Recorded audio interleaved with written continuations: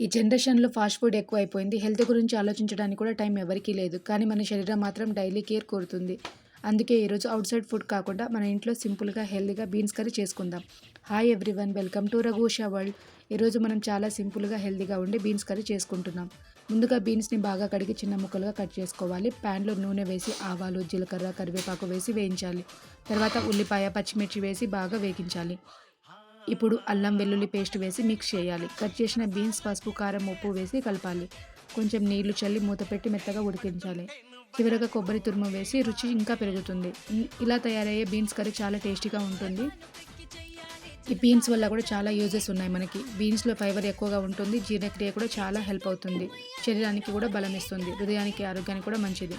Wait లాస్‌కి కూడా సహాయపడుతుంది. హెల్తీగా ఉండాలి అంటే ఇలాంటి గ్రీన్ వెజిటబుల్స్ తప్పక తినాలి.